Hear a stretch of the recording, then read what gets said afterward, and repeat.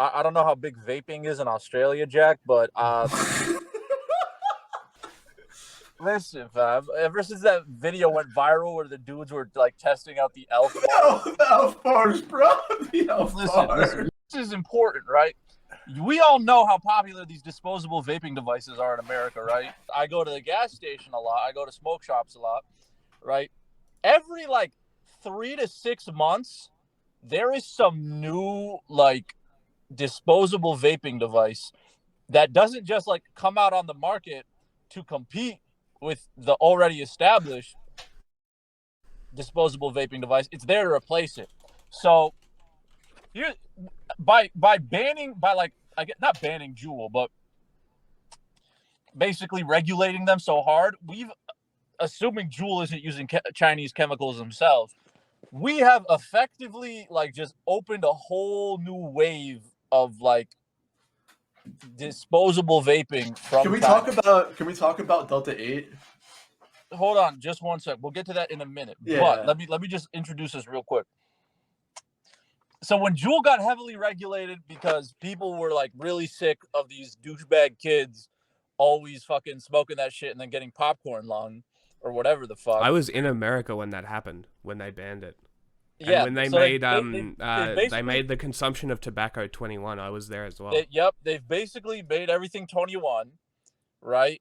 And then on top of that, most Juul flavors outside of like menthol and Virginia tobacco are gone, out the window. Okay, so and now you go to a lot of gas stations here in the U.S. They'll have a sign that says ID required for every Juul purchase. Right now, when Juul was gone, this thing called Vapo came. It was a disposable vape. They sucked, and then within 3 to 4 months, they were replaced by this thing called Puff Bar. And then Puff Bar ran its course for about a year, and they were like all the rage for a bit. And then these things, like I don't know what are the ones that are like cylindrical called? Do you know? Does anyone know? Fumes? Maybe. These cylindrical ones came along, and then the Elf Bar is now like the big dog in the disposable vaping market. Now here's the shit, right? As if, you know, Chinese chemicals weren't already booming because of vaping and whatnot. With all these new disposable vapes on the market, I'd assume, and I'd imagine I'd assume correctly, that their profit margin and how much money they're making and how much they're selling has increased like tenfold. So my main point in this whole thing is basically China owns our nicotine market in a way. That's lit. So I have a Medium article that I was just showing that it says myth, vaping is bad for the environment, and then it says fact, every year humans litter the earth with more than 4.5 trillion cigarette butts. And so it's clearly something that's like paid for. Like this is a paid for article, right? Is vaping bad for the environment? I actually don't know. Is but then this right here, this picture that I have up right now, this is from a paper. It's called "Research Gaps Related to the Environmental Impacts of Electronic Cigarettes." Basically, there's not enough research, but if you look at this, what we're also not thinking about is the manufacturing of these things. Yeah, I mean, Philip Morris also pours a ton of chemicals into cigarettes as well, so who knows how much that is. Here's the other aspect. If we want to talk about littered cigarette butts, if you walk past any college campus in the U.S., you will see disposable vapes all over the fucking floor. Yeah, it's awful, right? Wait, do they really just throw them on the ground? Like, why are you going to find a trash can? You don't need it anymore. Fuck it. Yeah, throw it on the ground. That's the problem with disposables, right? Is that, I mean, if you're a heavy vapor, you can go through them pretty fucking frequently, and that's a lot of waste, right? But more so than just that, right? Like, just the fact that they're being produced so fucking much really is definitely not. Well, the other thing, too, the whole banning the flavors shit, like, if you look at these disposable vaping devices, they've got, like, fucking 40 different flavors. Like, it's like, okay, you can't get a Juul with mango now, but you can go get your, like, strawberry mint cockfuck breeze from, like, on the Elf Bar. Here's the one that's very popular in Australia, and look how many bloody flavors there are. It's wild. How much is... Oh, damn, $32 for the disposable? That's 30 crazy. to By the Australia. way, that looks exactly like an Alf bar, which is like the big man. On It the doesn't look market right exactly now. like one, but it looks American disposable. it has a similar profile. So it's $30 Australian, which is like 20 American, whatever metric of measurement puff is. Yeah. Yeah. Also, Nice. there's not enough research on any of So this. so And the fun chemicals fact. are always updating, right? So you're always looking Yeah. at new chemicals in these things. How the fuck do you regulate that? No, you don't, because there's no regulation for it. Just Well, like the nicotine how I ones are wanted- illegal here. Do you know what Delta 8 is, Jack? Yeah, I do. That was Okay. around back in 2019. My friend that I met in America was talking about it.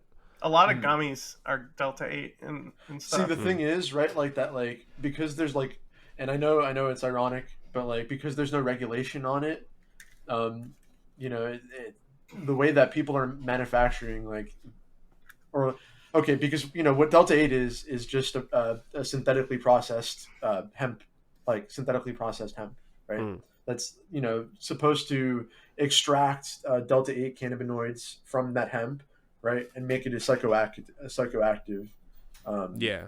like substance, right? Because hemp normally isn't psychoactive, right? But it does have Delta 8 cannabinoids. But anyway, the cutting process, I'm not too familiar with how it works, right? But like a lot of times, like people they're just done fucking awfully, right? And they're like there's like heavy metal contamination and shit, right? And because there's no regulation, these fucking cheap ass Delta 8 disposables are being sold for like $20, $15, $20, and God knows what they're cut with, because there's like no fucking regulation to mandate that they adhere to some sort of like manufacturing standard, right? Heavy metals are a And- serious thing too. Like heavy Yeah. metals are probably one of the more toxic things that you can get. Yep, it's fucked. But again, this is what happens when the federal government pussyfoots and refuses to legalize marijuana like it should have done 20 years ago. Yeah, I Right? And now agree. we have this illicit Yeah, gray because market, which is what's the technically best way to legal, what's the best way to control drugs? Produce them yourself in country. Yeah, quite literally. Because I mean, all right, the fucking myth of the war on drugs ever being effective at all, right? Like, So, whatever that means, whatever metric of measurement puff is. Yeah, yeah. Also, Nice. there's not enough research on any so of this. so And fun the chemicals fact. are always updating, right? So you're always looking Yeah. at new chemicals in these things. How the fuck do you regulate that? No, you don't, because there's no regulation for it. Just like Well, the how nicotine I ones wanted. are illegal here. Do you know what Delta 8 is, Jack? Yeah, I do. That was Okay. around back in 2019. My friend that I met in America was talking about it. A lot of gummies are Delta 8 and See, stuff. the thing is, right, like that, like, because there's like, and I know it's ironic, but like because there's no regulation on it, the way that people are manufacturing, like, or okay, because what Delta 8 is just a synthetically processed hemp, like synthetically processed hemp, right? That's supposed to extract Delta 8 cannabinoids from that hemp, right, and make it a psychoactive, Yeah. like substance, right? Because hemp normally isn't psychoactive, right? But it does have Delta 8 cannabinoids. But anyway, the cutting process, I'm not too familiar with how it works, right? But like a lot of times, like people they're just done fucking awfully, right? And they're like there's like heavy metal contamination and shit, right? And because there's no regulation, these fucking cheap ass Delta 8 disposables are being sold for like $20, $15, $20, and God knows what they're cut with, because there's like no fucking regulation to mandate that they adhere to some sort of like manufacturing standard, right? Heavy metals And- are a serious thing too. Like Yeah. heavy metals are probably one of the more toxic things that you can Yeah. get. Yep, it's fucked. But again, this is what happens when the federal government pussyfoots and refuses to legalize marijuana like it should have done 20 years ago. Yeah, Right? I And now agree. we have this illicit gray Yeah, market, because which is what's technically the best legal, way to but- the best way to control drugs? Produce them yourself in country. Yeah, quite literally. Because I mean, all right, the fucking myth of the war on drugs ever being effective at all, right? Like, it's outrageous, you know, because God knows how many But fucking people cocaine we is the killed. undisputed champ of the war on drugs. Well, what if the war on drugs is just a front to take drugs off the street and give it to the Contras to buy missiles for Iran or whatever happened? Who knows? It's not like the CIA like purposely like started a crack cocaine epidemic here in America or anything. They would never do anything like that. Never. Men and women of the CIA, you should not tarnish their reputation like that. Isn't it so funny? No, that's like how, my like, life's work is tarnishing the CIA. Listen, dude, like I think it's so funny how like neoliberalism has like just taken such hold on like our fucking intelligence community, right? Because like now they're like talking about how like they want to be so progressive and like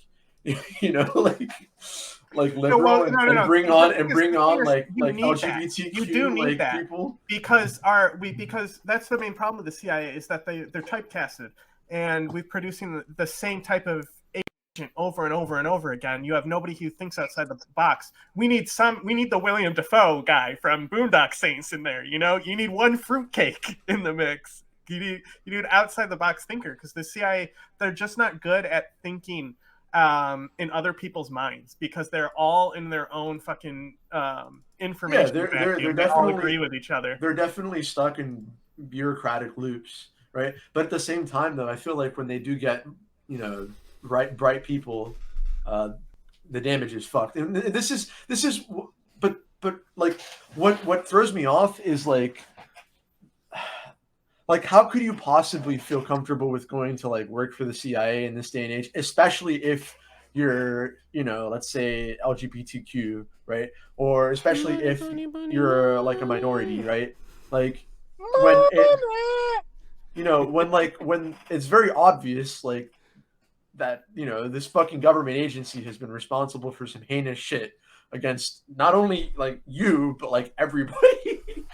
And then, but they're better now, that's right? the thing, though. That's like how fucked liberalism is. You know? Is it possible that they're NPCs? Maybe they can change. Maybe this time it'll be different.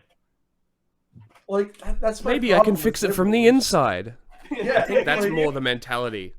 No way. Nobody gets to the CIA thinking they're gonna fix it from the inside. You join the NSA if that's you. What's all right, listen, and honestly the CIA is functioning exactly as it's intended to. So there's no reason to fix it. That's just the way it works. There is no fixing it. If you were to change the protocols of the CIA, it would cease to be as effective as it is. Right. There's a reason why it's fucked. It's because it's intended to be fucked. It's an intelligence agency. All right, man. For like the world's hegemon. Before I got up into, because I really needed chapstick, I heard you combine two words together that I just cannot tolerate on this show. Okay, What? Even on filler episodes, that was the word CIA and functional. All right, you just can't be saying shit like that. That's the thing, though. That all right, the CIA is definitely plagued with a lot of incompetence because of how bureaucratic it is, but like when it has its shits together, it can be pretty fucking frightening, right? Yeah, the issue. So a lot of the stuff that was going on back in the day is the issue is that they were buying into pseudoscience and shit like that. They were trying to be scientists. Get mind while they're fucking gym bros. It was ridiculous. And like, if you look, like, because people like, because we release these documents all the time, and like there was one about like something like incorporeal states or something, like you can warp through yourself, or really dumb shit, astral projection or something like that. And people were like, "See, there's a CIA project on it," and it was like, "Yeah, dude." They also had one where they had people stare at goats and tried to kill them, like so. At the same time, where you have like these really in between really atrocious shit, you have really stupid things that you're like, why are we wasting money on this? So it fucks you on both ends. So it's like, are you talking about the entire government or just the CIA? Just the CIA right now. So, but the torture, like that's another thing where it's like it's an atrocity, and then right before that, 9/11 is also their fault. So like. And it is because of the bureaucracy. That's why 9/11 happened, because they were so afraid of giving other people clearance because they didn't want to know that they were training. So One of these days, I'll keep that in there. I'll just forget to cut it out. One day. There's not a single person in the world who could make this pencil. The wood from which it's made, for all I know, comes from a tree that was cut down in the state of Washington. To cut down that tree, it took a saw. To make the saw, it took steel. This black center, compressed graphite, I think it comes from some mines in South America. This red top up here, the eraser, bit of rubber, probably comes from Malaya, where the rubber tree isn't even native. Literally thousands of people cooperated to make this pencil. People who don't speak the same language, who practice different religions. When you go down to the store and buy this pencil, you are in effect trading a few minutes of your time for a few seconds of the time of all those thousands of people. I think that, remember, we should be striving for a more ideal society, and there's probably no better chance for that in places that have been destabilized, like as we've seen through, like, Rojava, right? We shouldn't be. I don't think we should be using liberal democracy as like the standard. Yeah, exactly. I think again that decentralization is definitely the solution here. So that way, and that's kind of what we're about is decentralization. Yeah, because fuck, we're anarchists. Like, yeah, I mean, look at what liberal democracy has done so far. Look at where we are. That's why I said we have 8 years left, because when climate change starts destabilizing these regions in Africa, ISIS is coming for us. Yeah, 100%. They're coming to us. I mean, I think it's more than just worrying about massive ideological change. I think it's just the fact that, like, because of how capitalism functions, right? When things start to fall apart very quickly. Okay, so like this wouldn't have been such a problem if we were talking maybe 50, 60 years ago, right? But like now, like with how like dependent everything is and how efficient things are, and how, I mean, because like, all right, let's think about like what happened during 2020, right? With the supply chain just completely shitting itself, right? Imagine that happening like at like a much higher scale, because instead of just a pandemic, there's just mass agricultural failure, and people are dying of starvation. The mainstream's idea of anarchy, if you want to say that. The news will be like, it's anarchy. That'll be all the news channels. Anarchy, though. What's fascinating is, right, like that this is in that regard. I mean, I don't want to deviate. I don't want to deviate too far. But like this mode of thinking is like, I don't know how familiar you guys are with accelerationism. No. That's one of the things that go into the stuff that we do. Yeah. Okay. Yeah. We look at accelerationism a lot. I'm a left-wing accelerationist. Not good. Terrible ideology. See, that's the thing, though, right? That like. What's funny is, so Jack and I, the way we're both equally as anti-fascist, but we disagree on everything politically, and that's why we came together to make this.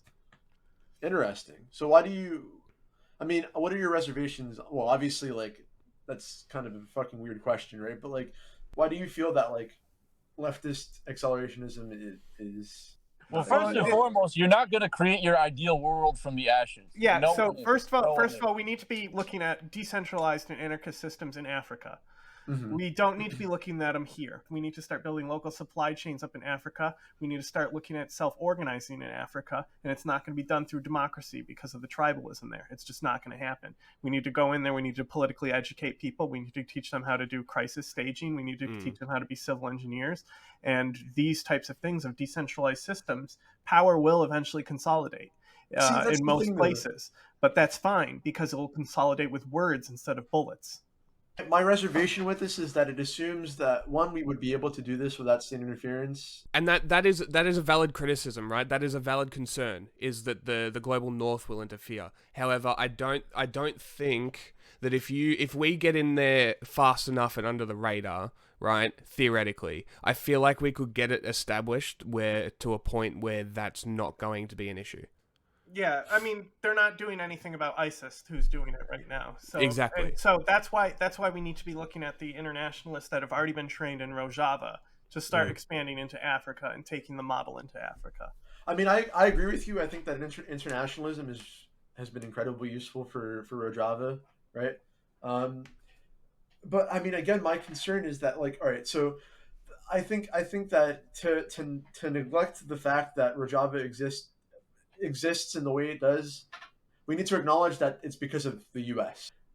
I know that the American government definitely doesn't care much about public opinion, but there was just a point where they just were not able to commit more like troops on the ground in another theater in the Middle East. And so they looked to their options, just like they always do when it comes to fucking proxy wars, right? And they're like, okay, which groups can we fund to do our dirty work against, ISIS, right? Which ironically, I'm sure we all know is the fucking result of decades of American fucking funding well, of no, proxy. all of that's yeah, but true. whatever. All of that's true, but the way the relationship formed is important here, because it gives you a deeper understanding of the situation. And the Americans didn't get involved until the Yazidi genocide happened.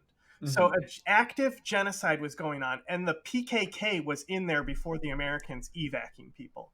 That's why they came together and started working together, is because of that. Because they When was were that? huh?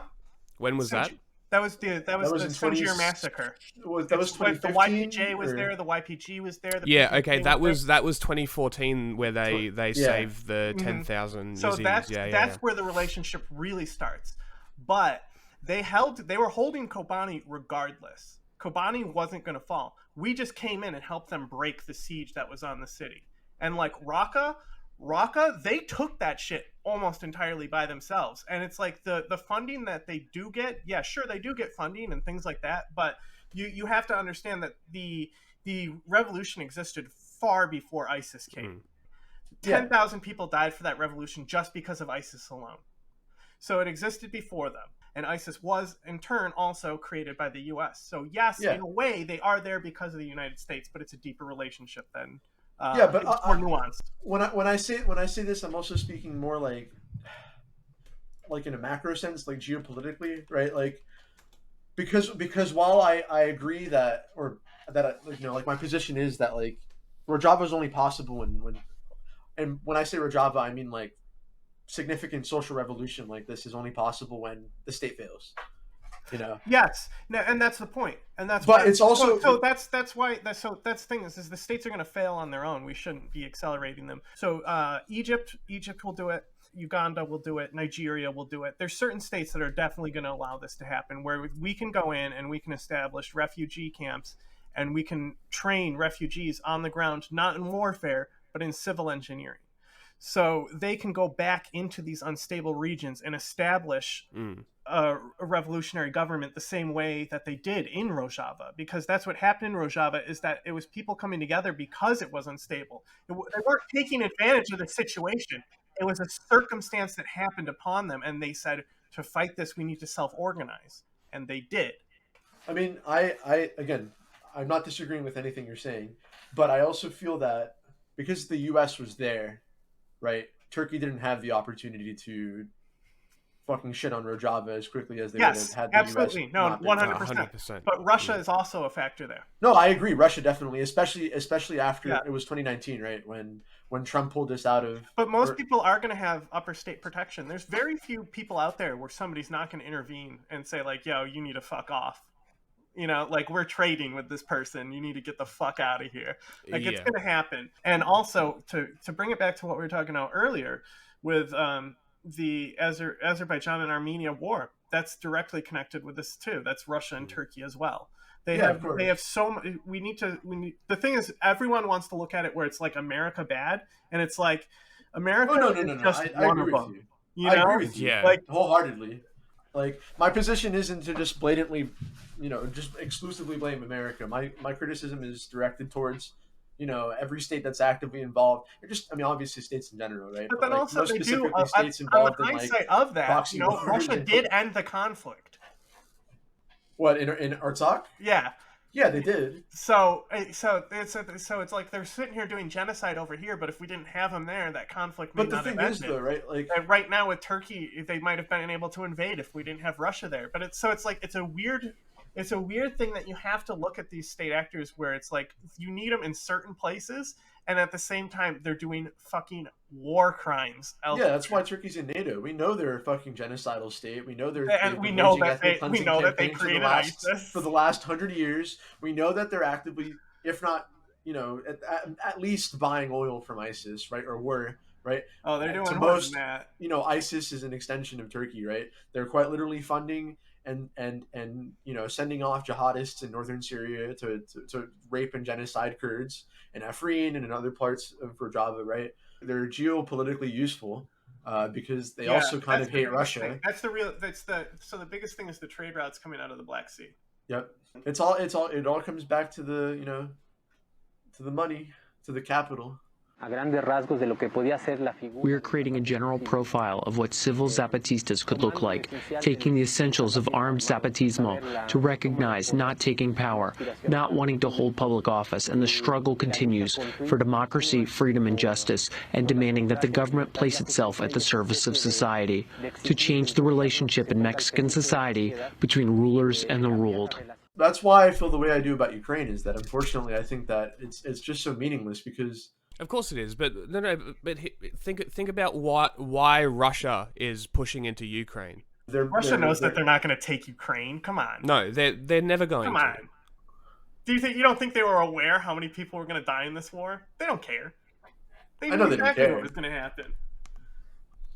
I don't think Putin calculated Finland joining NATO. I don't think anyone did. No, and I have a Finnish friend that I've been talking to about this, and she said everyone in Finland was like, "What the fuck? What the fuck is happening?" But this is me fucking praising a government. Fucking But Finland has been doing some pretty cool shit though. Like, she's not fucking around. No, she's not, and I think she's doing really well, which is why I think it's funny that all the media is talking about, "Oh my god, she's a real person." Yeah. Who gives a fuck? Look at what she's doing. But it's like, I feel the same way about Ghana. I mean, like, it's like Ghana, I'll definitely say is like, it's a great country. They're doing good things for their people in Ghana. Ghana is one of the few governments that I would say is a good government. And that's also grading on a scale. Because it's also, you have to, it's Africa. We know how hard it is to fucking make a stable state in Africa. Yeah, it's all interconnected, and Ukraine is way deeper than people think it is. Oh, no, it's absolutely. not. And when people are like, "Oh, it's just what makes it so US backed coup in 2014," shut the fuck up. It makes it so tragic. Just stop. You have no idea what you're talking about. You know what I mean? Like it's one of those things. What's terrifying is that Ukraine is only a preview, realistically. Of course it is. It's a Syria testing was ground. A preview. Syria was a preview for Ukraine. And that's one of the things that really got Russia to lose a lot more money than it was expecting, is because all these weapons that it was testing out on Syria, they were testing out on people who couldn't fire back, mostly civilians, And then they went and they tried to do it in Ukraine, and they were like using low-flying planes and like getting their shit fucked. Yeah, I mean, but the reason I say that is because, I mean, we look at the war in Ukraine and see how fucking devastating it's been, and how just absurdly like brutal it's been in such a short period of time. It's no different to any other war. It's just televised. Yeah, exactly. And that's what's so crazy. A lot of people dying. That's so crazy that and I talked about this on my Instagram and Twitter. It's a pretty serious war just on the death count. Right. That we can just casually witness this, like it's just there for us to see, and like even on the mainstream, like people can just I mean, it's like that for a while. I mean, but since Vietnam, really. In Nagorno-Karabakh, that was really like the first one where but it wasn't like this, because the thing about Karabakh is that it was like one of the secondary, like the war of secondary concern for like the West, right? It's just another ethnic conflict in some backwards part of the world, right? Coming out of there, but Ukraine is serious. Why? Because it's in Europe. That's mostly why people care. Let's be real. But again, my point. Wait, just real quick. It's Russia as well. Yeah.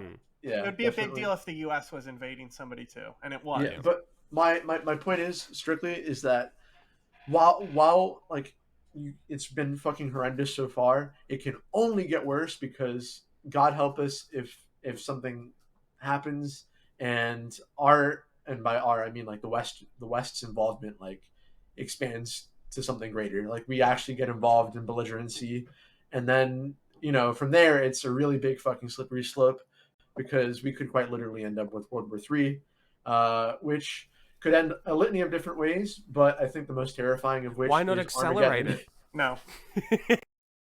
See, World War That's- III. that's- World War that's- III won't happen. Yeah, I I'm don't gonna think have so to, either. I have to agree with John. World War III is nowhere near. Yeah, I don't think it's happening. You have no clue how much people on Instagram piss me off anytime there's like an update in Ukraine. Like, why? What would be the point to break the nuclear taboo on Kyiv? Like, There's no point. it would fuck them so hard. Like, well, that's the we thing. wouldn't though, need that, to like, respond. and We this- wouldn't need to this is a hot respond with take. nuclear weapons if they did that. They would fuck themselves. Like, that's how you lose a war. Yeah. This is a hot take, right? That I think that if the Kremlin decided to drop some sort of a nuclear weapon in Ukraine, that the West probably wouldn't do anything. Like, No, they won't, because they don't need to. China wouldn't even work with them if that happened. No, they wouldn't. They would be isolated entirely on the world stage. Yeah. Nobody, not even Iran, not China, nobody would work with them ever. But it Ever. would also break the But nuclear that's the thing, taboo. though. That then mad is bullshit. Hmm? Then the entire like concept of nuclear deterrence Yes. gets fucking eradicated Yeah. at that Yeah. point. No, nuclear. 100%. Yeah, no, yeah. Uh-huh. So It's a lie. It was a nuclear arms race. That's all it was. It was a capitalistic venture for the US and Russia to make as much fucking money off scaring people as possible. And it's So what been happens- the model what happens if for Putin- 80 years. You what need a happens specific. if Putin you need drops like a fucking low yield nuclear bomb? you somewhere need in a Ukraine? specific He will get target. assassinated. You He will get killed by his own a people. specific target for nuclear weapons. You think so? And we've only seen a few potential scenarios where it would work out, but like you need to make sure there's no civilians for miles when you Yes. use nuclear arms. We've talked about Yom Kippur. Yom Kippur, people firmly believe Israel almost used a nuke on Egypt during that war. If Syria didn't fuck up as hard as they did, they probably would have used one. And so in China, when China invades, that's where we're most likely to see a nuclear scenario, because Yeah. it's going to be a naval battle, and that's where nukes are good. Is at sea. There's no civilians around, and you can just use them to take out China's entire navy before they even try to do anything. No Yeah. civilian casualties at all. Well, That's, there'll probably be some fishermen, like always. That's the thing, though, that whole possibility just scares the fuck out of me. And we're closer to that being a real possibility than we have been. I would venture to say anytime during the Cold War, with the exception of maybe the Cuban Missile Crisis. Well, no, because the entire Cold War was a psyop to make money. Well, There's a hot take for you. The thing is because I've talked to a lot of people who know more about this than me, because Russia has like nerve agents. So Yeah. we were talking about weaponizing, because I'm not sure if you know this, but General Armageddon, the general that Putin just brought in before he started using the loitering munitions, that guy, Uh-huh. he is like directly linked to when Assad dropped sarin. He was Really? on the airstrip where that sarin was loaded. Holy fuck! Wait, when did they do that? Khan Shaykhun, it was 2017. And Trump responded by sending a shitload of cruise missiles, as we should, whenever somebody uses sarin gas. But Oh, I remember this. yeah, so this is so if we're talking about a weapon of mass destruction being used by Russia, I would say it's far more likely to see nerve agent than nuclear arm, because we know Russia has nerve agent, and we know they have a lot of it because they've used it for plenty of assassinations, but we don't know how weaponized their nerve agent arsenal is. Yeah, this is a way more likely scenario than nuclear weapons. Nerve gas? The chemical weapons in general. Yeah, well, yeah, also for terrorism. Yes. This is a way more likely scenario and a way scarier so than this nukes. little film that's playing right now, if anyone hasn't heard of this is the whole reason why the nuclear arms race ended, is this movie. It scared people so much. Oh, Threads. I want to watch this movie very It much. scared people so much that we started disarming our nuclear bombs. That's But like, funny as. bro, I would so much rather go in a nuke than be hit with nerve agent. Oh, 100%. Bring up that video you sent me showing the animals, the test, the sarin test, the Oh US yeah, sarin test. I got a hole. Mm. But the thing is that the artillery shells, even Saddam had those, and I could see I could see some chemical shells being launched. I mean, didn't he use those against the Kurds during the genocide? Yes, he used Yeah. it was sarin gas provided by the UK. Really? No shit.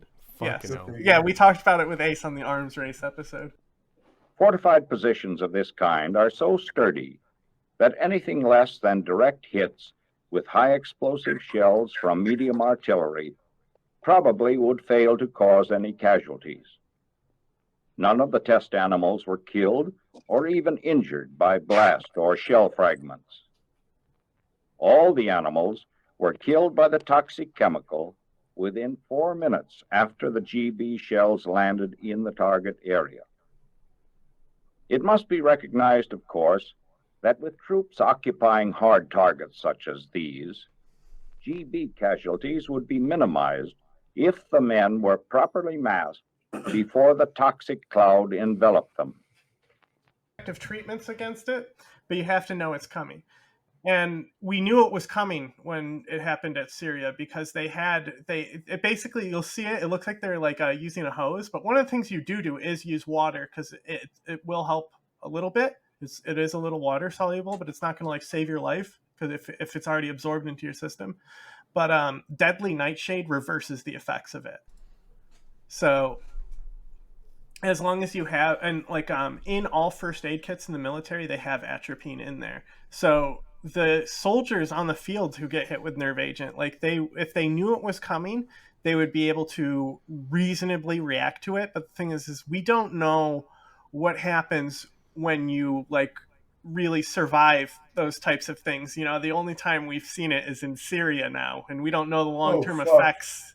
You know, we know a little bit because we poisoned our own people with nerve agent when we blew up Saddam's weapons because we didn't brief them on the weapons that they were blowing up, and that's been covered up. But that's minimal exposure. It wasn't direct exposure where they actually had to be like hospitalized. $247 million, and your researchers have come up with the fact that there are symptoms.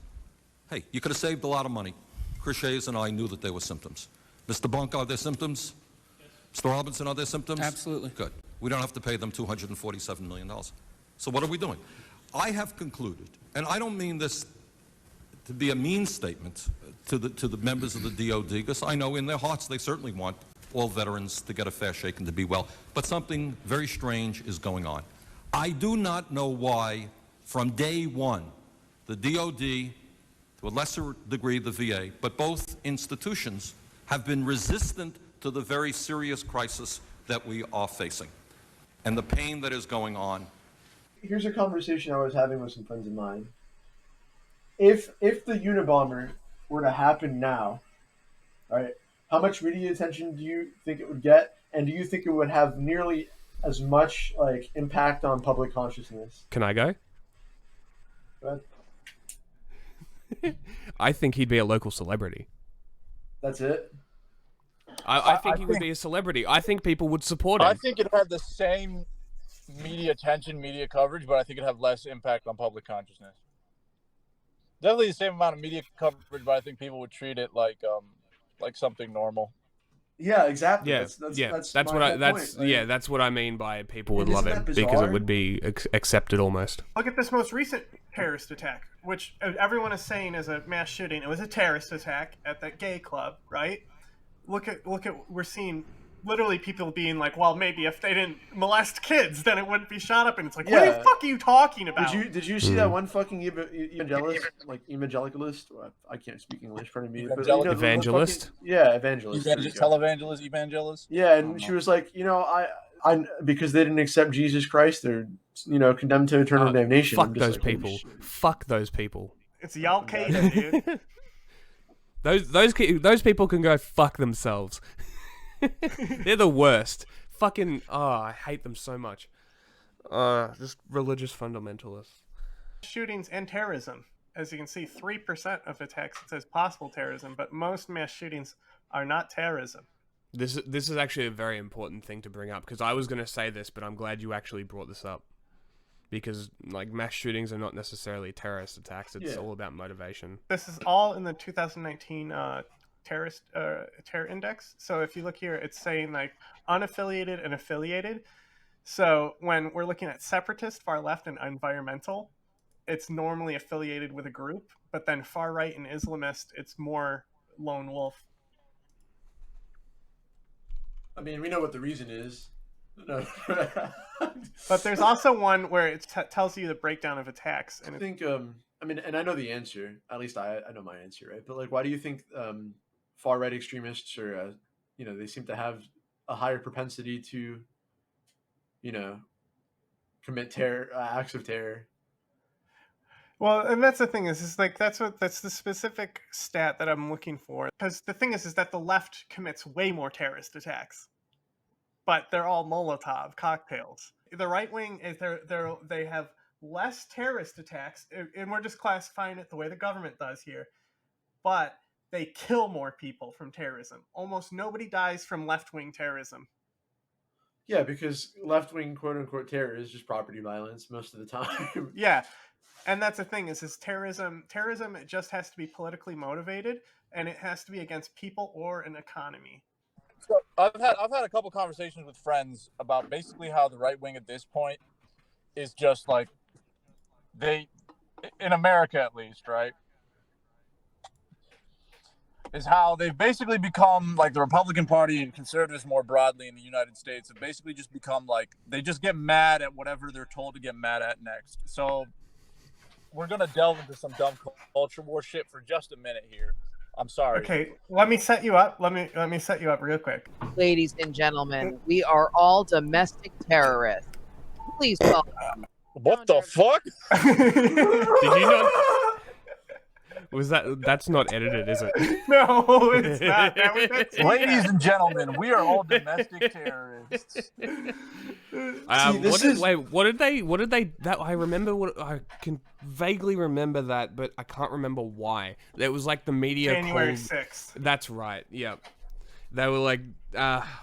It was something specific. They were like all Trump supporters or something like that, and they're just it was like, CPAC. Fuck it. It was CPAC. CPAC is wild. Didn't they bring the Hungarian leader to CPAC? Yes. Oh yeah, Orban? Orban? Yeah, that shit was funny as hell. Oh my god.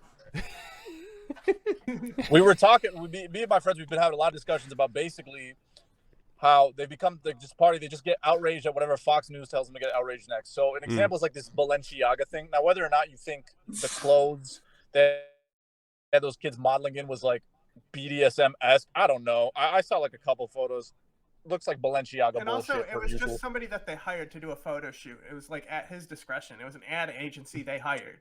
It's not like Balenciaga produces ads. Right, yeah, no, they got better shit going on. But yeah. My point is on the one hand, it is funny to laugh at what conservatives get outraged about. But if you look at it, they kind of use a lot of these things, especially like trans people as of late, as a bit of a scapegoat. So anytime, I don't know, it's like something comes up regarding trans people, they're very like, they're full of vitriol when they talk about it, right? So it's like they're yeah, because rumors, they watch libs of TikTok too much. Finger bang your wife in the women's bathroom, yada yada yada. And for a lot of us, this is just like a funny haha conservatives being dumb entertainment, right? I wouldn't say that. I think a lot of us are taking it very seriously. A lot of us are taking it very seriously, especially after this nightclub shooting. But let me get to that. The thing is you are gonna have these like weirdos, these weird fuckers who are gonna take this to the T, and they're like, you know what, man, I gotta do something about this. And so now you have, where was it? It was Colorado, right? It was the only gay place in Colorado Springs. Yeah, so you have this shooting in Colorado Springs, and I think it's a bit of a testament to just, it's like your words become actions type thing, where it's like you have a lot of these, the way they talk about trans people, the way they talk about LGBT people, it's like they're groomers, they're pedophiles, they're this, that, and the other. And it's like, when you break it down, it's like it makes sense that this happened. I hate to say it, but it makes complete sense that this transpired the way it did, because of the language that the conservative media has been using when it comes to LGBT issues. So when we're talking about the right wing embracing terrorism, I think we're going to see probably more shit like this, unfortunately, just I because agree. their pundits, their speakers are basically giving people a free pass to not only talk like this, but at the end of the day, they seem very unapologetic after what happened. And it's kind of funny to watch, being like a Muslim Arab, because it's like after every terror attack, it seemed like our community was expected to like send out like these huge apologies for what some fucking psychos did. Mm-hmm. And it's like, and now they're in the same adamantly, and they're almost embracing it, like, you know. So I mean, that's just what I have to say about that, and I'll add to what you're about to say. So go ahead. Well, the thing is with me is just that I look at everything from an information warfare perspective, obviously. And if we look at Russia and we look at Russian homophobia, I think it would be pretty easy to have people use mimetic warfare against the right wing in this country to arm them against trade. I think that some of it happens naturally, because all of it is going to happen naturally. You're just going to have hateful people. But I think just because of the way Russia works, that they are able to amplify it to a great deal. And that's one of the harms that we have, is that Russia is just constantly doing information attacks on the fringe of this country, and it's getting really bad. And in that thread that I just pulled up, one of the things that I said, that one of the main reasons that a lot of these people who are more linked to the network didn't get elected was because they were dumb enough to ban abortion. And that might be a silver lining in things. Mm-hmm. Fucking bad people, because it only takes a small amount of fascism before your government starts going to shit. Like, if you look at the situation of Orban and how he came to power, it's literally because the left wing fucked up hard and they were caught lying on tape right before an election, and it swept the election. So like, it takes fucking up once right before an election before it sweeps. The Afghanistan withdrawal, for example, we should have at least renegotiated the Doha talks, right? We shouldn't have pulled out that year. We could have pulled out the next year. Still would have been a possible thing to do. It still would have been a shit show, but the American people want out of that war, and we are a democracy, and it needed to happen. But the thing is that couldn't happen, because then it would happen on the midterm year, and pulling out of Afghanistan on the midterm year would affect our politics more. So people had to die because of this type of shit that was going on here, because of the polarization in this country. People in Afghanistan fucking died. They fell from airplanes to get out of that country. That's the point. That's the point that really needs to be made here, is that that these people do not give a fuck. They will say they care, but they don't. They're all the same. Fuck these people. They're the worst. Like, that is the real point, is that people died because of American politicking. That's the point. And even the first Iraq war with Bush, that he didn't continue it because there was an election coming up, and he still lost. He should have just went all the way and took out Saddam then. And created a future problem for us, just like we did in Afghanistan this time. Yeah. It's all very interesting, but it's definitely going to increase the amount of attacks like that. Mm-hmm. And this is why I always say I'm the minorities. I think people in America should utilize the Second Amendment to protect themselves. I mean, just imagine if that guy wasn't there to take down the shit. Beat up the dude who shot up the club in Colorado.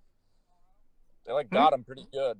They like beat the guy up who shot up the club in Colorado. Yeah, well, it was the guy who took him down was a trained military. Good, they should have broken all his bones. Gross. That's one of the reasons why he was able to do it. He pulled his friend down too. He pulled his friend to the ground when he heard the gunshots going, and then charged the guy. And the other thing I want to bring up about it is the guy's dad. I don't know if you ever saw the fucking interview with the guy's dad. Former UFC fighter. He's clearly in the interview. He's tripping out on crack or something. Meth. And the guy he's actually on intervention, and he's the notorious, after injecting meth, Aaron masturbates for 10 hours. and I mean, And I mean, the guy's very unapologetic. Doesn't give a Yeah. fuck. Yeah, I mean, but you have to, and that's the thing is that this is a very American History X, because American History X is, there we go, this is what we should have been doing the whole time.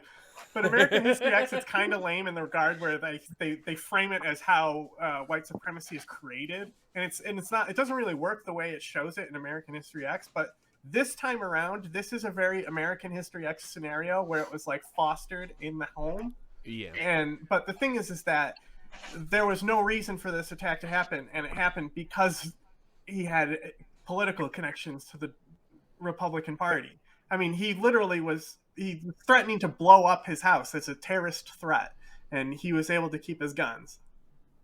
That's lit, though. What? Buddy puts on a glow-in-the-dark mask and starts saying crazy shit. But I mean, I think the fact that like America's like gun laws are just so fucking horrendously broken is a testament to like the American experience, right? Yeah. Well, and also the thing is that people, when the people who want gun control are only looking at one type of shooting. Yeah.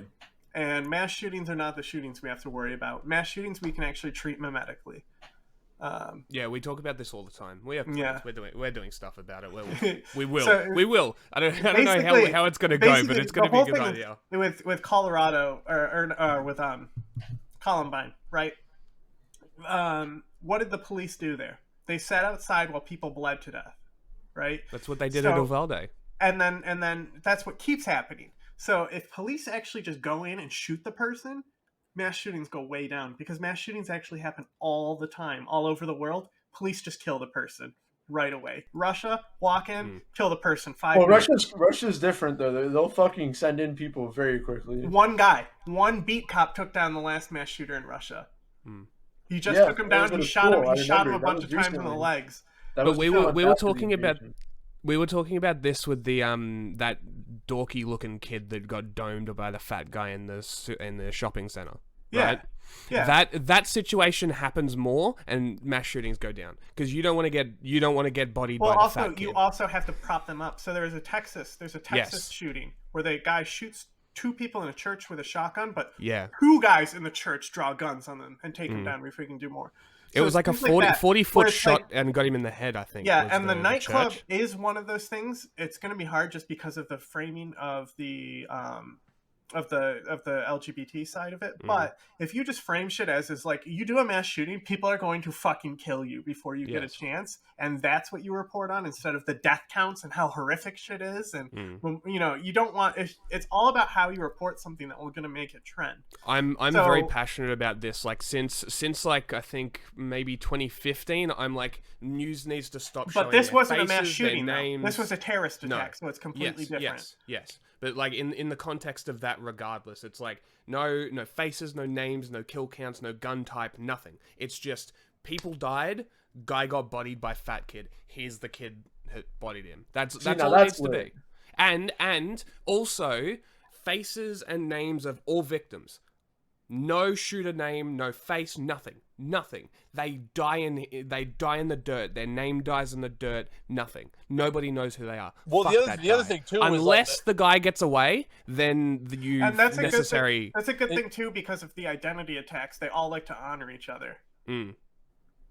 Yeah, especially the New Zealand shooter, the New Zealand shooter, and I think you told me about that he was actually honoring someone else, which I didn't know about. I thought the New Zealand guy was like he's not the original one in the chain, but he's not the original one. I didn't know that. But the New Zealand one. What do you mean he wasn't the new? Hold up. Explain that for me real quick. Go on. This is the guy right here. Oh, Anders Breivik. Didn't he do a shooting and a bombing? Yes. And he's about to be out of prison because they don't have life sentences in Norway. What the fuck, Norway? He only got 21 years. That's so fucking dumb. 21, but that shooting was like in 2011. He killed 77 people. Holy injured shit. 319. And he's the guy at the start of the chain that they all love to worship. Hold on. Theoretically, right? Porn is like blackballed on Twitter, but it's still allowed. Theoretically, would that not be the situation here? And it would just turn into like a discoverable like dark web sort of thing? No. Would it not be beneficial for Well, researchers? no, it's an information hazard, so you can access it if you're a Right. researcher. Yes. So we can find that manifesto if we really wanted to look for Yeah. it. But the thing is that that's not the point of it. The point of it is that you stumble across it, and that's the whole point with ISIS and how ISIS does their information warfare. So the Caliphate cache, you'll I think it was on I think one of them was on a Justin Bieber fan account, and it was just a link to the fucking. It was just a link to like how to join ISIS. What the fuck? Jesus Christ! Imagine perfect. you're Who thinks of this shit? imagine you're a 14-year-old kid and just trying to find a video, and then you get redirected to like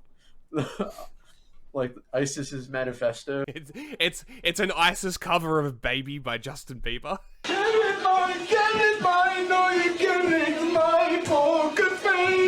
So listen, fellas. You're gonna take the flight to Istanbul. We're gonna have a guy pick you up. He's gonna take you to Gaziantep. The guy in Gaziantep is gonna drive you into Syria, Iraq, right? He's gonna drop you off to another guy.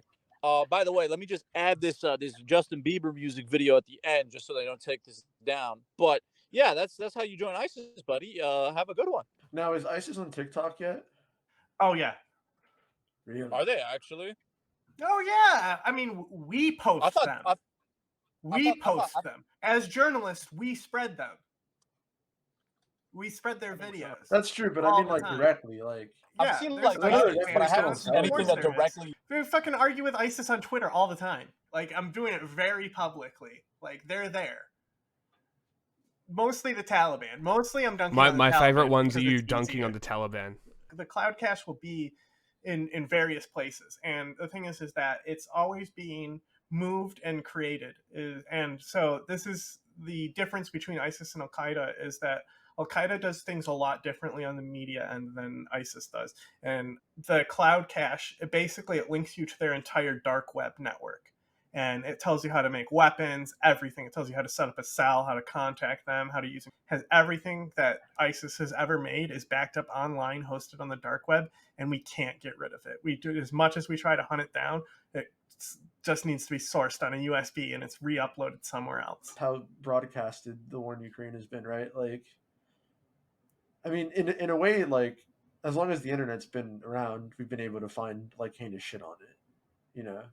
So yeah, I mean, but now like it's just become like it's surfaced to like the mainstream, and that's because prior to Ukraine, and I would say even prior to Nagorno-Karabakh, most people weren't, and by most people I mean like a very small percentage of people were actually actively looking for combat footage. Like in the regards to the West, yes. Yeah. When it comes to the jihadi networks, no. Al-Qaeda in Iraq had a very advanced media campaign, and that's who eventually did become ISIS. But even the insurgencies in Iraq, like the ISI. I meant to say IAI. ISI is ISIS. I think they were the good guys in the Iraq War until we killed them all. They made documentaries, and like their documentaries are genuinely good. Let me tell you about insurgencies in Iraq and media, buddy. They would used to show like. Al-Qaeda paid them for those tapes. If you killed somebody, they'd give you 100. If you got it on camera, they'd give you 300. At cafes in Egypt, they used to show like Iraqi insurgents sniping like American soldiers. Yeah, like the sniper. So that sniper guy is famous, actually. Like it was a Sports Center top 10. Holy fuck! Like they were just showing it. They were like, "Hey, check out what our guys are doing over there." Like they were showing it like it was like. I mean, on the one hand, you kind of get it because everyone was so pissed. I mean, I feel like I've told this story before, but apparently back in the day in Egypt, there used to be these like magazines you could get that kind of covered like and I think you could get them in other Arab countries as well, but they kind of covered like yeah, the jihadis had zines. Yeah, what the jihadists were doing in other countries, and on the back there were like these tickets you could pull out where you would call a phone number, and if you were interested in joining, they would like hook it up. They would get you a bus to like Bosnia or like Afghanistan or like Tajikistan or Iraq or whatever was popping at the time. And yeah, that was like a thing back then. But this sniper in Iraq, like these are comics made about him. There's actually in the American Sniper movie, the enemy sniper he's fighting is this guy. in the John Cena movie, The Wall, the sniper that's targeting him is this guy. This is a real sniper that Ace is talking about that they would show in the cafes. He made tapes of killing people in Iraq. It's some of the most famous war footage of all time. It was so viral back in the day, but it wasn't viral in the West. But they're literally called like Sniper 3, Sniper 4. But I think I've seen a few of them. Iraq has actually made a movie about him. But the thing is we're not sure if it's an individual person or something like that. It might be like multiple people who like have made the tapes and things like that. But he's definitely a real person. Yeah, but their whole goal was to get everyone out: Al-Qeada, Iran, and America. They wanted them all gone and out of the country. And they weren't Islamist They were at so all. based. They were so based. Yeah, they were not Islamist at all. They were all Muslim, but none of them were Islamist. And then we went in and started shooting them because they wanted their kids to go to school. Ironic. And that's how Fallujah happened. Anyway. Hold on. Wait, hold on. We can start. Let's get it wrapping up. It's not this guy, is it? No. It's Juba. This guy's in Syria, I think, right? No. This guy Iraqi. This guy's PMF. This guy's PMF. That's right. Yeah, he was. Yeah. Yeah. So he's Shia. Yeah. It's a pretty wild story if you don't know it. It's fucking. It's wild. Mm-hmm. The guy who fought in every war since he was just like a farmer, and he's like, "Fuck it, I'm gonna be a sniper now." What about that Chechen dude that was in Syria? He's the only based member of the PMF. Omar Al-Shashani, my best friend. Is that his name? The dude that was fighting Assad, and then Ukraine brought his unit over. Oh no! Oh, so Ace and I want to write an article about that guy. That guy's based as fuck. Yeah, you know that one picture of him with like a bird or something? Yeah. No, I got it right here actually. With a bird. No, I got it right here. Yeah, that picture was hard. I got our draft right here. Yep, that pic. He's also not an Islamist. He's a jihadi, non-Islamist jihadi. Is that how that works? Mm-hmm. No. But it's true. Very much work like that if you want. Because he's never pledged loyalty to Al-Qeada or anyone. All the other Chechens who were there. So like the two other guys who were like, he was one of the big three that were left. The other two are dead. But Turkey might be lying about one. Oh, is that guy? Is that the only one of the big three that's left? Is that him? Yeah. Oh, and he's in Ukraine now. Yes, he is. Along with like what was it, 400 dudes? Well, he had a small unit, but he had a strike team. Yeah, he always had a strike team, and he fought Russia back in the Caucasus Wars as well. Nice. So he was when the Caucasus Emirate pledged loyalty to Daesh, he left. So he's like a strike team within the Chechen terrorist network, and he left. He might have been in custody in Turkey. He might be under protective custody in Turkey, but he's in Ukraine now, and we don't know what he's doing there. But there's a lot of potential for this guy to be like a future leader of Chechnya. If anyone is going to take down the regime, yeah. Well, that's the thing is that he's a commander. So like he's very smart. He's very good, and where he fights in Syria is actually the woodland area of Syria. So that's the only place that his unit would fight. So he fights in a very specific scenario because that's very what he's experienced Ukraine-like. Yeah, so exactly, and that's where he probably is like in those types of situations in Ukraine. Well, that's the thing though, that I feel like that's only specific parts of Ukraine though. And he's probably with the Georgian Legion. I mean, definitely, because that Caucasus, like. We've talked about them before, but I think I cut it out. International brigades now fighting for Ukraine. When we choose a soldier not to have radical views, not to come here to kill somebody, we need them to protect somebody, not to kill somebody. Some of the people who come are adventurers. We don't accept adventurers. We don't accept, Nazis, racists, or. Do you reject? Of course, we rejected a lot of people. A lot. I mean, I would say we rejected more than 70% of who applied to Georgian Legion. Back on the mission, Misha and his team prepare to strike, assembling a mortar behind an abandoned house. A hit-and-run deployment, they worked at speed, trying to avoid detection by the Russians. I was trying to learn the alternative way, but it doesn't work with Russia, so it becomes senseless. So that there was not agreement that Russia has not broken. So naturally we have to fight. The only language Russia understands is the sound of a bullet. And then how long till Mossad assassinates you, though, is the real question. It depends on if you're in Iran or not. Yeah, bro, if you're in Iran, that shit is pronto. Yeah. Right outside the parliament. Dude, I remember laughing because they said like a Terminator killed the nuclear scientist, and then turns out it was true. A Terminator did kill that nuclear scientist. It's wild that they had like a dude. He lives up like literally a kilometer from the like parliament building. Dude is walking out of his apartment, and some dudes on motorcycles just ice his ass. Yeah, they use motorcycles a lot. They killed like an Al-qeada number 3 on just by using a motorcycle. But also another guy that they failed an assassination attempt on one nuclear scientist. They drove on motorcycles and stuck a bomb to his door. What the fuck?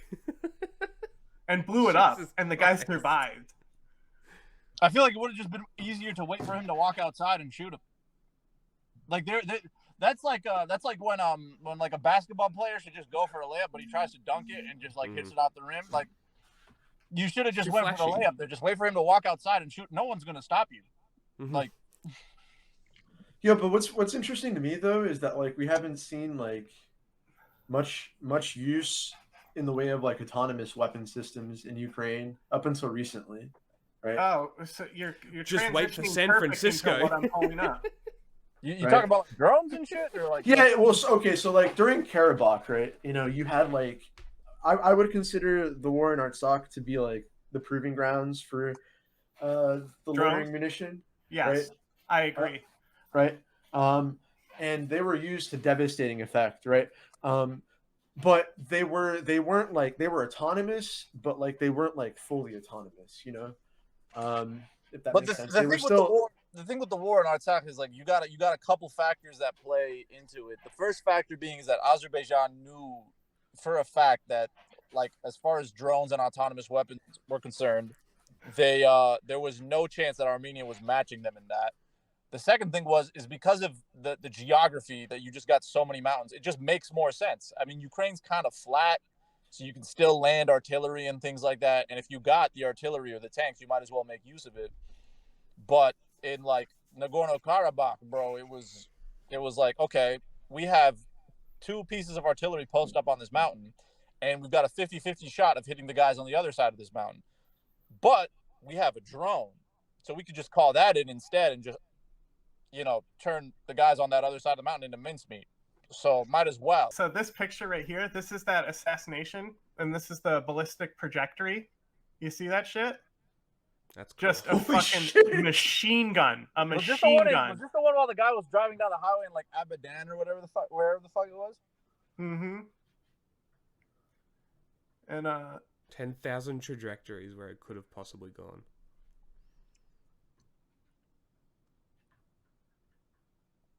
Are we pulling up the Daily Mail now, boys? Well, this is apparently the machine gun right here. This is apparently the machine gun right here, what it looks like. And it was on the back of just a pickup truck, I guess. A Nissan truck. It was just... And this was Mossad? Yes. Yes, it was their top nuclear scientist. But I think they responded. Like, they got pissed and they shot missiles somewhere or something stupid. They're always throwing a fit. Those little buggers. You know, when Kanye was on like Alex Jones's fucking show, and he was just talking about Netanyahu. Like, what the fuck, dude? Like, all the reasons to hate Netanyahu, right? Like, come on now. Yeah, well, he's like, he doesn't even know who he is. But Kanye just hates him because he's Jewish. Like, it's just blind anti-Semitism. I mean, we can just call him a terrorist. Who? Netanyahu. I mean, because he wouldn't be the first prime minister who's a terrorist in Israel. How many Begum. prime ministers has Israel had to this point? Yeah, Menachem Begum and Sadat, both of them were terrorists. That peace accord was signed by 2 terrorists. It's just when Iran came, terrorism got a new definition. Is that? I mean, Menachem Begin was in a Israeli militia. Yeah, he was a terrorist. Yeah, he was like, you could definitely say he was a terrorist. I mean, Sadat had been to prison twice, so I mean, on one of them, I mean, it was like the 1940s. So they didn't really have a term for terrorism charges back then, but like, if he went to prison today, it would have been on terrorism charges. Espionage. What'd you say? Espionage? Espionage. It's always espionage. Yeah, espionage was one of the charges. Yeah. Now, can you really be considered like a state sponsor of terror if you are the state that is waging terror? Like, what is the classification at that point? Yeah, you got to sponsor terror to wage terror, baby. What do you mean? That's what Iran is. The American Yeah, model. no, obviously Iran is definitely a state sponsor of terror. I'm gonna come in with some shit. But you're saying right like now. Israeli is fighting terrorism with terrorism. We're having two But like discussions. the thing with Iran is like, I'm not saying we should go to war with them. We shouldn't do that. But it is one of the things that neocon, and might be the only thing neocons are right about, is Iran being like a massive state sponsor of terror. Yeah, absolutely. That's like that's the one also thing, that's also that's because that's the one thing that like a lot of these, crime. And crime. That's right.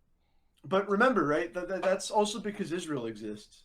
But Like, no, if we're being honest with ourselves. Well, because Monopoly, Geopolitically. what you're doing right now is a meme in the Arab world. So oftentimes there's a joke in the Arab world where it'll show like Hassan Nasrallah or like some Iranian official, and it'll be like, the road to Jerusalem is through Yemen. Now, let me explain this joke, right? Basically, what is often said in Hezbollah and Iranian speeches is like, oh, we're going to liberate Jerusalem, this and that. But if you look at where they're geopolitically set up in Lebanon, they're geopolitically set up in Iraq, they're geopolitically set up in Yemen, because part of the Iranian doctrine is to like, and this is why Khomeini kind of prolonged the war in Iraq, between Iraq and Iran, is to spread the revolution wherever you can. The revolution being like they're not that much different than Al-qeada at this point. Islamic revolution, right? So basically, the joke is they'll do anything but liberate Jerusalem. They'll fuck up Yemen. They'll fuck up Iraq. They'll fuck up Lebanon, and so on and so forth. They'll fuck up Syria. But they'll do anything but actually target Israel in Israel. Iran has a terrorist network, and that's what makes them dangerous. Yeah, Iran is basically the head of the nexus. It's all connected with actors like Iran. Iran is extremely powerful in this regard because of the nexus. They may not have an air force or a navy. They have some patrol boats that they'll like suicide into you and like hijack you and shit like that. But Iran's threat is so much different because the thing is, with the IRGC, it doesn't need the state at all. So if we go in there and we destroy Iran today, IRGC still exists. IRGC is still global. Yeah. It'll still remain a terrorist network around the world. Yeah. It won't do a goddamn thing. It'll just get people killed. That's interesting. And this is where a lot of these weird leftists and liberals who for whatever reason think like Iran is some like harmless victim get confused. Like we've been saying, their terrorist network is massive. It's because these people don't. This is not what the news reports. This is the problem. They're arguably like the biggest factor to instability in the region. Oh, 100%.